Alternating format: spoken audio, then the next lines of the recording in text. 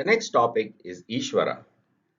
A toy house exists only if someone thought of the toy house before creating it and then had the purpose of creating it.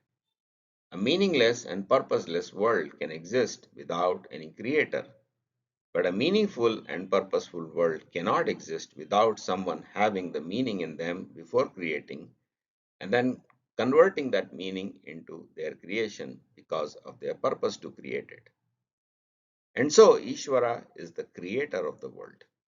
All things in Prakriti are meaningful and purposeful, and all this meaning and purpose was originally within Īśvara, which means even Prakriti was within Īśvara earlier.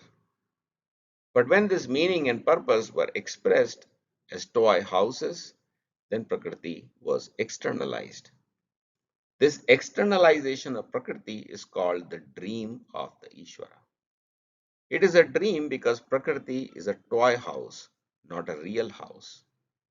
And it was earlier in Īśvara and then manifest from the Īśvara, just like ideas hidden in our minds become our dreams.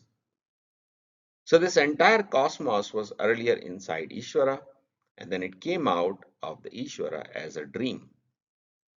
The Īśvara is also present in the dream, just like we see ourselves in our dreams. So there is a creator Īśvara and then there is a created Īśvara. They are one and different at the same time, just like our dreamt persona is different from the dreaming person, and yet the dreamt persona is also one of the dreamer's personality.